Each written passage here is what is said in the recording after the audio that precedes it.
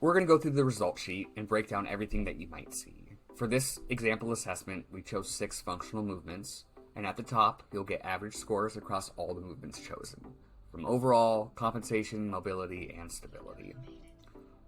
In the header right here, if you click View Summary, you'll get your AI summary, as well as be able to go a little bit deeper and chat with it to understand the assessment. If you need to generate a PDF for this client, you'll click here.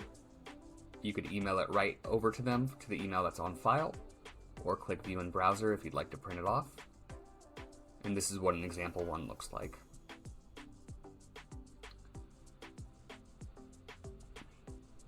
Going into the results, first thing you'll see is the areas of concern. This is pulled from any joints that scored under 70%.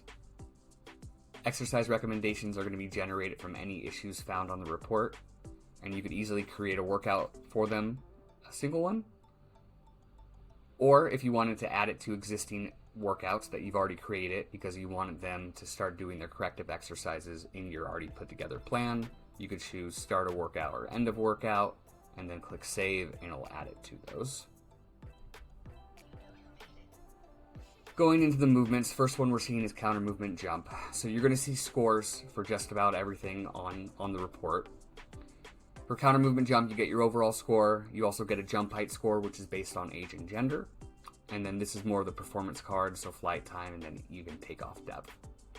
Going into the mechanics, landing angles, you're going to look at initial contact and max knee flexion. This means when the foot first touched the ground, what the angles were, and then when the knee was flexed the most, what were those angles. So understanding the absorption.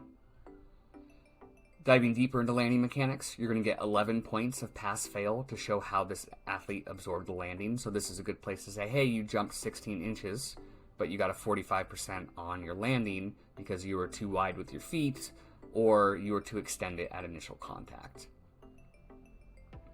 Other movements, like overhead squat, will show you mobility and stability scores on the left-hand side. So mobility scores are taken against standardized ranges. So we look at how far the joint travels and then compare it to the standardized range to get the overall score.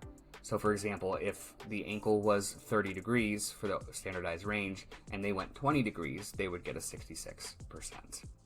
For squat, we also look at depth and then any compensations that triggered. Each movement's going to have its own unique compensations. Excessive forward lean is one for overhead squat, and you could see which muscles were most likely overactive and underactive.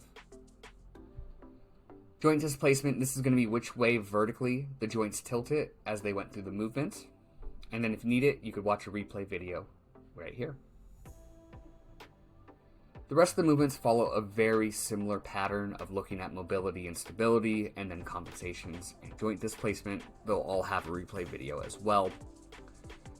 Double leg movements, like hinge or lunge, are going to be able to show them in 2 different cards, and will follow that same pattern of mobility and stability, compensations, and then joint displacement. Single leg balance will be a little different. You'll get your averages on which way they tilt it throughout the movement. You'll get raw data to be able to see exactly how the movement happened. And then any compensations like too much hand use or their knee kept dropping will trigger here.